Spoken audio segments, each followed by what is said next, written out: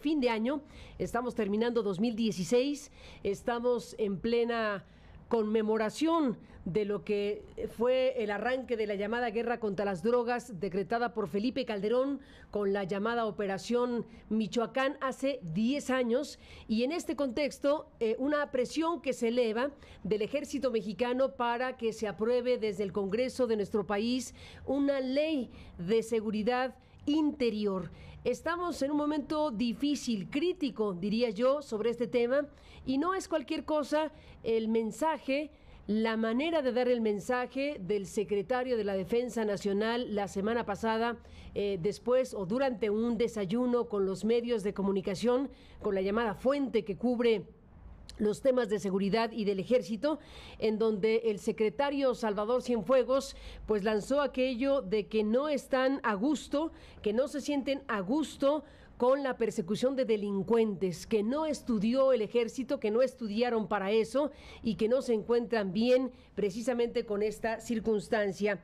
Nuestra idea, decía Cienfuegos la semana pasada, nuestra función es otra y se está desnaturalizando. Estamos haciendo tareas que no nos corresponden porque no hay quien las pueda hacer, en pocas palabras. Y este mensaje, elevar la voz y decir: no levanto una, sino las dos manos para decir que nos regresen a los cuarteles, no es un asunto cualquiera. Si bien no es la primera vez que dicen algo por el estilo los miembros del ejército, sí es la primera vez que se dice de esta manera, y ya con una iniciativa puesta en el Congreso para la seguridad interior del país. ¿Cuántas connotaciones tiene esto? ¿Qué puede venir para nuestro país en términos de formalizar la tarea del ejército mexicano, que ha realizado de facto a lo largo de la última década, con costos altísimos en términos de derechos humanos y con costos altísimos esta llamada guerra contra las drogas en materia de pérdida de vidas humanas, de desapariciones, de torturas y de todo lo que encima de esta década nos ha caído como país? Así que les propongo, Denise, Lorenzo, Sergio, pues este tema para arrancar y una obligada revisión de la sociedad mexicana y desde luego del Congreso de lo que puede venir con esta ley de seguridad interior, que ya se acelera porque el Congreso se apresta a un periodo extraordinario para aprobar esta ley a la brevedad. Lorenzo Meyer, un tema del que hemos hablado en este mismo espacio y encuentro, del cual tenemos que hablar ahora con esta mayor sentido de urgencia, porque la ley está ahí y porque la presión está a todo lo que da de los militares. Gracias a los tres por estar aquí. Lorenzo, ¿qué piensas? Rápidamente, Carmen, la última vez que el ejército realmente se hizo cargo de la seguridad interior del país fue durante el gobierno de Victoriano Huerta. Fue nuestra última experiencia con la militarización de la vida política mexicana. De entonces acá, el ejército mexicano, desde luego que está siempre, siempre en el centro de la política, puesto que durante un buen tiempo no había realmente ningún partido, y aun cuando se creó el PRI, el ejército siguió ocupando el centro y en los momentos críticos sigue estando ahí, en el centro, porque otras instituciones no sirven. Yo veo lo de el general Cienfuegos, que podemos discrepar, y seguro que discreparemos aquí, de la siguiente manera. Le tomo la palabra de que ya están hartos, de que la élite civil ha fracasado, que ellos no pueden seguir siendo los que carguen la piedra de este fracaso de la policía, de las instituciones legales, y está puyando a todo el sistema político mexicano para que se acelere la redefinición de quién y cómo van a estar a cargo de la seguridad interior. Es muy raro que haya hablado de una manera tan clara el general Cienfuegos, pero incluso en esta manera clara no dijo algo que yo supongo que está detrás de su enojo. Y no habló de la corrupción, pero la corrupción es la que está minando a las organizaciones civiles, y por lo tanto le está poniendo al ejército unas tareas que él dice no tiene por qué cumplir. Y para terminar, Carmen, ¿cuáles son las tareas que debe de cumplir el ejército? Porque esta es otra pregunta igualmente importante.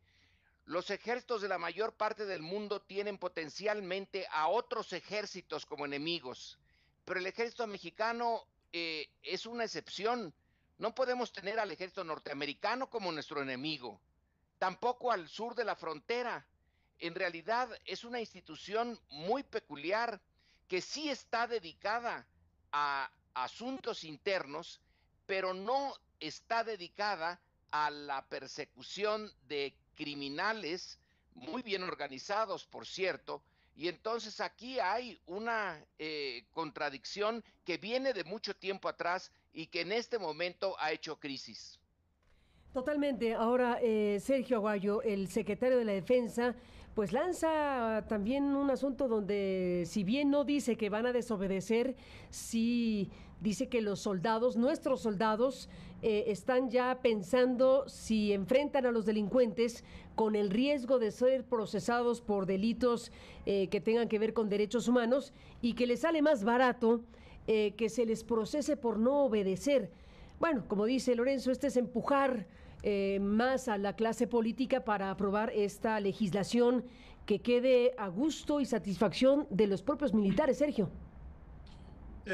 Mira, Carmen, creo que hay varias dimensiones. La primera es una institución que busca defenderse ante el declive de un gobierno, el de Peña Nieto, y ante el incremento de la violencia, y lo cual me lleva a la segunda dimensión, la debilidad de otras instituciones del Estado. Si el ejército está tan irritado es porque pasan los años y un buen número de corporaciones policíacas de municipios y estados no mejoran.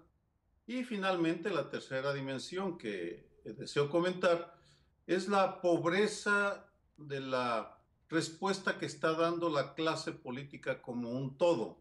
Lo ejemplifico con con el acto partidista de Margarita Zavala, que quiere ser candidata a la presidencia. Lanzó una promesa que suena irrealizable, la de que va a regresar al ejército a los cuarteles, lo cual no deja de ser paradójico. Su esposo lo sacó, ella dice que los va a regresar de llegar a la presidencia, pero lo suelta de una manera ligera, porque no explica cómo va a atender la guerra o la contención de los criminales sin el ejército, que él le va a pedir que saquen en peregrinación a la Virgen de Zapopan, de San Juan de los Lagos y de Guadalupe al mismo tiempo para tenerlos. Pues no es así, vamos, no funcionan así las cosas. Creo que es necesario que los que aspiran a la presidencia se pongan serios y empiecen a explicarnos sus proyectos en una de las áreas que ya no puede esperar, el de la seguridad, y dentro de él el papel que tiene el ejército en la vida nacional, porque así como no está claro el papel de Estados Unidos en nuestro proyecto de país, tampoco está claro en estos momentos ya cuál es el papel de las Fuerzas Armadas. Denise Dresser, ¿qué piensas de todo esto? Yo interpreto la iniciativa de ley de seguridad interior, que va acompañada, por cierto, de una propuesta para la limitación de las garantías individuales, como una especie de autogolpe militar avalado por el gobierno civil. El discurso del general Cienfuegos me parece una especie de chantaje. Él chantajea al presidente y Enrique Peña Nieto se deja chantajear. El mando militar está tratando de imponerse al mando civil y lo sorprendente es cómo el Congreso se presta a esto. La iniciativa de ley lo que busca es darle protección legal a lo que los militares vienen haciendo extralegalmente desde hace 10 años. Se busca darles protección sin controles, sin transparencia, sin vigilancia civil al ámbito militar, con soldados cada vez más presentes, mientras los civiles se encogen, con soldados que crecen, mientras los policías son cada vez menos profesionales o profesionalizados, Me parece que México se está encaminando a un estado de excepción, donde la excepción se vuelve la regla. Y la pregunta central aquí, detrás de esta cesión voluntaria del poder civil al poder militar, que como dice Lorenzo, no habíamos presenciado en décadas y que de hecho había transformado a México en uno de los pocos países de América Latina donde el ejército nunca adquirió el poder que tuvo en otros lugares donde incluso logró imponer dictaduras. Los vacíos que está llenando el ejército, los vacíos que no han podido ocupar las policías y el poder judicial y el sistema de justicia penal, esos vacíos deberían llevar a una pregunta central. ¿Quién debe estar a cargo de la seguridad pública del país, el ejército o las policías? Y me parece que en esta coyuntura la respuesta ni siquiera debería estar a debate. La respuesta se halla en la limpieza, la fortaleza, la regulación, la profesionalización de civiles. Es ahí donde deberían estar las leyes, los recursos, las asignaciones presupuestales, las reformas constitucionales. Pero en los últimos 2 sexenios, tanto Calderón como Peña Nieto han demostrado dónde están sus lealtades, sus compromisos, sus preferencias, no con los azules, sino con los verdes, no con las patrullas, sino con los tanques. Y la evidencia está ahí en el crecimiento del poder y del presupuesto para el ejército vis-a-vis lo que se destina a las policías. Y lo peor del caso es que la autoridad civil, aceptando estas iniciativas que el ejército exige, destruye la posibilidad de la profesionalización policial. Creamos un círculo vicioso. Como no hay buenas policías, necesitamos al ejército. Pero mientras usemos al ejército, jamás vamos a profesionalizar a las policías. Y Enrique Peña Nieto, por debilidad, por temor a perder más poder en esta coyuntura en la que su presidencia se encuentra en el momento más bajo, está dispuesto a hacer concesiones inaceptables al ejército y al general Cienfuegos, colocándonos en una ruta de militarización ante la cual ya toda una serie de organizaciones civiles salieron ayer con un comunicado muy serio, exigiendo que esto sea sometido a un debate público y que no se apruebe en un periodo extraordinario al vapor simplemente porque el general Cienfuegos ha exigido que sea así, porque esto nos está encaminando a la militarización sigilosa, una situación de la cual no habrá ruta de regreso, o será después de muchas más muertes, desapariciones, torturas, ejecuciones extrajudiciales. Si revisamos las cifras de los últimos 10 años, 52,000 elementos desplegados, 84 operaciones regionales para reducir la violencia, cosa que no ha ocurrido, un índice de letalidad espeluznante en el cual el ejército mata a 8 por cada uno que hiere, 12,408 quejas ante la CNDH, y el involucramiento no esclarecido del ejército en Ayotzinapa, más la exoneración que ya se les dio en el caso de Tlatlaya. Entonces, me parece que esta presidencia, de la mano del Congreso, está avalando, insisto, un autogolpe de Estado, porque en lugar de permitir las condiciones, de crear las condiciones para que el ejército regrese a los cuarteles, como dice que quiere regresar, el gobierno está permitiendo la cuartelización del país. Denise, pues con esto dejamos este tema y desde luego creo que todos coincidimos en que estamos obligados como medios y como sociedad a no permitir que una situación de esta naturaleza y de este alcance pase fast track con las fiestas de diciembre, con las Navidades, en medio de esta situación que nos toma de fin de año, y desde luego es un tema de primerísima importancia que seguiremos muy, muy de cerca, obligados a seguirlo como analistas y como periodistas y como sociedad. Esta ley de seguridad interior de nuestro país merece y debemos estar obligados a debatirla y a exigir al Congreso que no la pase fast track en tiempos navideños.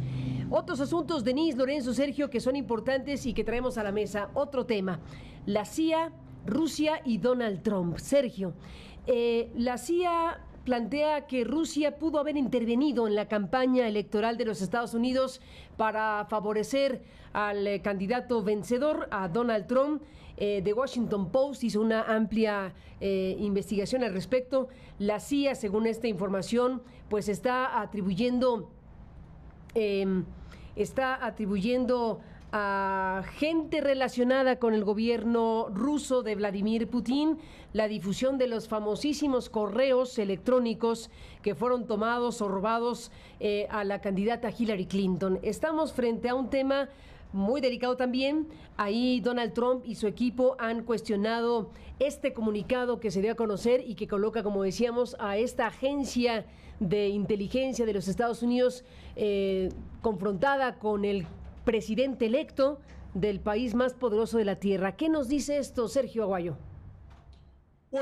Nos dice que los estadounidenses no son tan excepcionales como creen. Me extraña que no nos hayan acusado a nosotros de haberles enviado mapaches priistas, perredistas, panistas a enseñarles cómo manipular elecciones. No lo han hecho tal vez porque en esta ocasión la irregularidad está muy bien detectada, es cibernética y viene de Rusia y está demostrándose, se utilizó para favorecer el triunfo de Donald Trump al difundir solo los correos robados al equipo de Hillary Clinton y no los correos robados al equipo de Trump. ¿Qué van a hacer? Espero que, insisto, no nos vayan a responsabilizar ahora a nosotros. Me parece que es una prueba de fuego para la democracia estadounidense que tiene dos modelos en su historia. Primero, en ese país hay una larguísima historia de fraudes electorales. No hay ninguna duda. El Tammany Hall en Nueva York, famosísimo, una maquinaria política, o la maquinaria política del alcalde Daley en Chicago, que también fue legendaria, o la participación de Sam Giancana, un gángster, para favorecer a John F. Kennedy en las elecciones de 1960, que llevaron a la presidencia a John F. Kennedy. Podría seguir mencionando, pero ahora estamos en aquellas irregularidades. Decidieron que no habían afectado la presidencia o prefirieron pasarla por alto. No está totalmente claro, pero en fin, el sistema prevaleció, el interés de la mayoría prevaleció. En la actualidad, esas irregularidades gravísimas, porque supone una intencionalidad de un país extranjero para intervenir en la democracia estadounidense, y recordemos, a ellos les gusta intervenir, pero no les gusta que intervengan en sus asuntos. Pueden hacerlo, en fin, otros no tenemos esa capacidad. Aquí la pregunta es ¿hasta dónde van a llegar? Ese país está polarizado y difícilmente los demócratas, los que perdieron, van a dejar que esto se vaya, y difícilmente los que ganaron van a dejar que avance. Es una situación potencialmente explosiva, no quiero hacer ningún pronóstico, simplemente que el proceso electoral estadounidense está lejos de haber terminado. Veo difícil un plantón en Pennsylvania Avenue, como se dio en el 2006 en Paseo de la Reforma en México, pero sí veo muy posible una judicialización del proceso y una profundización en la división que vive ese país. La historia de las elecciones en Estados Unidos está lejos de estar terminada y Trump no puede darse por tranquilo. Su gobierno empieza bajo los rayos y centellas de una campaña muy irregular. La CIA, Rusia y Donald Trump. Denise Dresser, ¿qué dices? Creo que Estados Unidos está enfrentando una crisis política de dimensiones desconocidas. Una situación en la que el presidente electo de Estados Unidos se está enfrentando, está cuestionando, está deslegitimando las propias agencias de seguridad de su país. la CIA, el FBI, la Agencia de Seguridad Nacional, el propio establishment militar, generales importantes, Hayden, han salido a cuestionar la trivialización que Trump y su equipo están haciendo de la acusación de intervención rusa, hackeo y espionaje en el caso de la elección presidencial. Ahí está el héroe de guerra, senador, ex candidato presidencial John McCain, subrayando la gravedad del asunto. Y mientras tanto, los demócratas exigen una investigación de fondo, exigen que toda la información que posee la CIA sea presentada ante todos los miembros del colegio electoral antes de que voten para ratificar el triunfo de Trump el 19 de diciembre. Y de manera paralela están surgiendo todos los lazos y el acercamiento histórico que ha habido de Donald Trump con el gobierno ruso, que celebra vía Twitter y otras comunicaciones cada nombramiento que Donald Trump ha hecho, incluyendo la posibilidad de quien sería el próximo secretario de Estado, ex CEO de Exxon, que fue condecorado por el propio gobierno ruso. Entonces, aquí creo que los fieles de la balanza van a ser los miembros del Partido Republicano. Si están dispuestos a aceptar una investigación más profunda que podría llevar incluso a descarrilar la presidencia de Trump, o si en aras de protegerlo y de proteger su propia llegada al poder, tratarán de tapar, minimizar y de colocar esto en un cajón ante lo que se está convirtiendo pues en una crisis que se le está saliendo de las manos al presidente electo. Ni más ni menos. Lorenzo, ¿qué dices de todo esto? Bueno, con rapidez, Carmen, otra vez. En 1989, el problema que había caracterizado al mundo, la polaridad, se viene abajo. De una manera increíble, la Unión Soviética se desmorona, luego en los 90 desaparece y Estados Unidos se queda como la única gran potencia en el mundo. Por un tiempo, los analistas norteamericanos señalan que Rusia, bueno, es un país exportador de materias primas, casi como un país subdesarrollado que solamente está anclada en el petróleo, que ya no cuenta, que está un tanto desesperada por nada más proteger sus fronteras, que por eso interviene en Ucrania, en Georgia, y que pues es casi un pie de página. Y que Estados Unidos, the 21st century, el siglo XXI, es otra vez el siglo norteamericano, como había sido el siglo XX.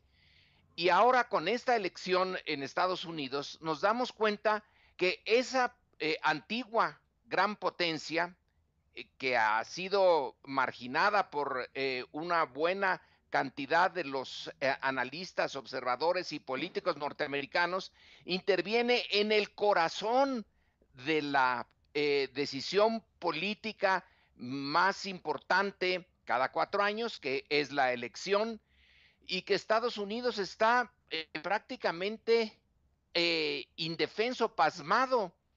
La división interna le abrió ahí a Rusia una brecha y mostrando su capacidad tecnológica, que no es nada más un exportador de petróleo, que sí tiene un montón de problemas, pero fue en un momento la rival y una buena rival de los Estados Unidos, reemerge y no hay una claridad de cuál es el papel de Rusia en este siglo XXI.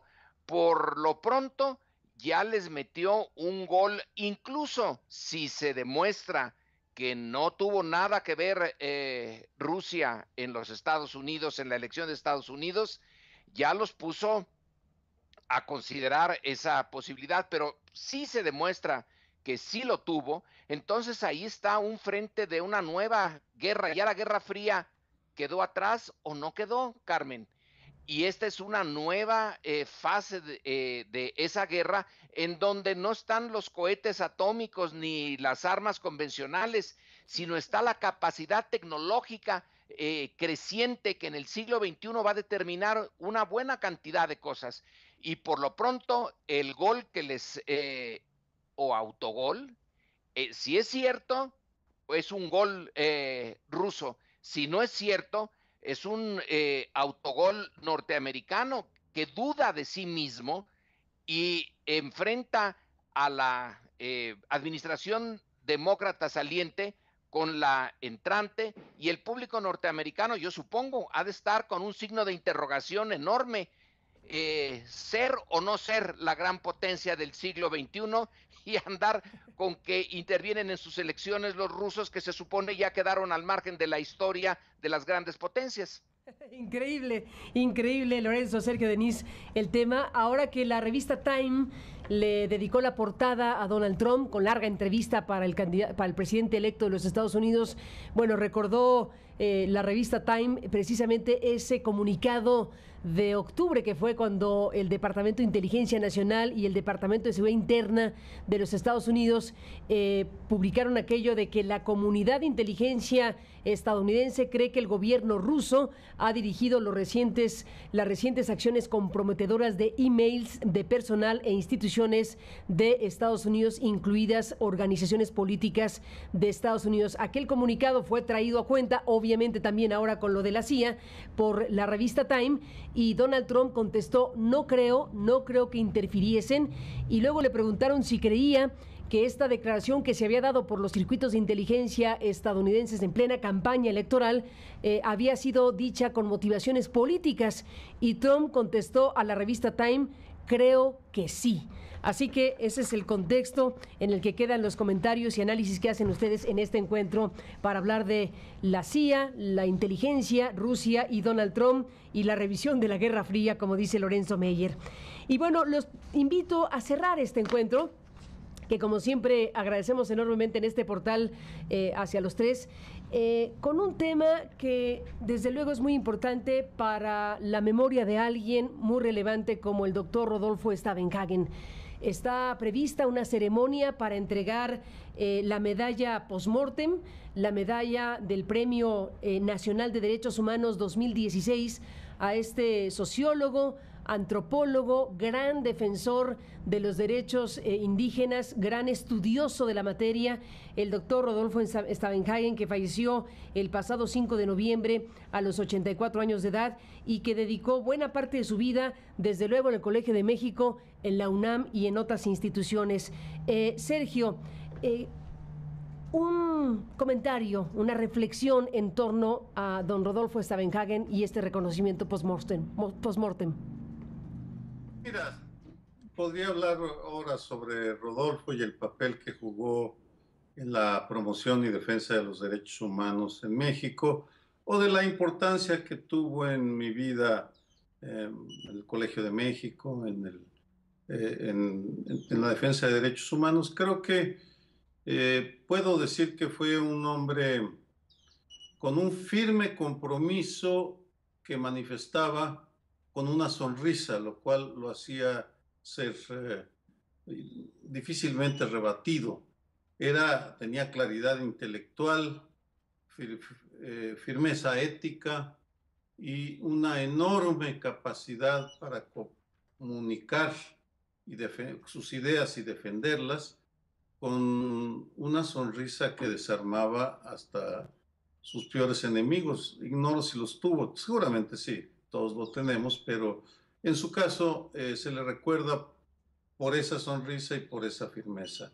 Lo vamos a extrañar, pero me parece que tuvo una vida plena, que hizo mucho bien, y es una pena que se haya ido, pero en fin, así es la biología, y da gusto poder recordar de esta manera a alguien de esa estatura. De esa estatura. Denise, ¿qué dices para cerrar? Me parece que lo mejor que se puede decir de Rodolfo Stavenhagen, lo mejor a lo que puede aspirar cualquiera que transita por este mundo, es haber dejado una buena huella, y deja tras de sí una buena huella.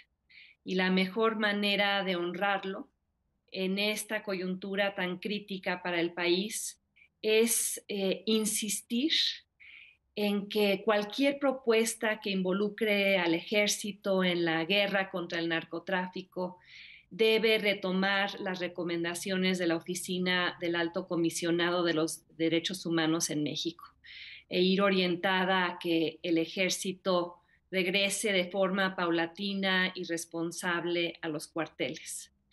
La mejor manera de rendirle tributo a Rodolfo Stavenhagen en este momento es luchando por aquello en lo cual creyó, que eran los derechos humanos de los mexicanos.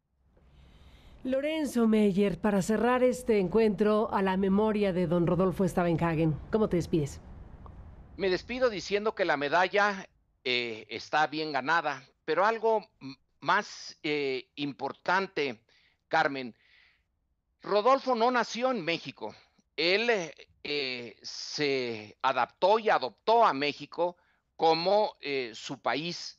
Pero fíjate que durante un tiempo, una cláusula, no nada más del Colegio de México, sino de muchas otras instituciones, ponía como requisito para dirigirlas, y el Colegio de México debió ser dirigido por Rodolfo Stavenhagen, que es uno, en su momento era realmente el científico social más importante que teníamos allí. No pudo serlo porque no había nacido en México.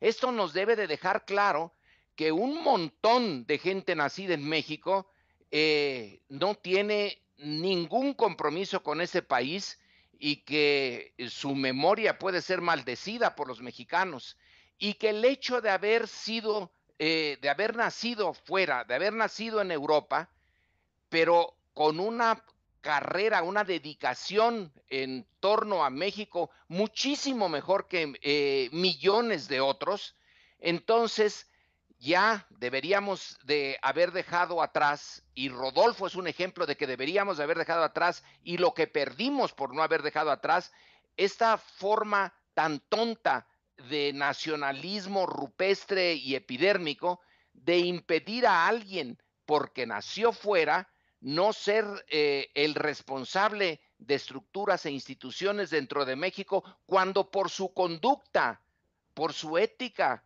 debería de haberlo sido.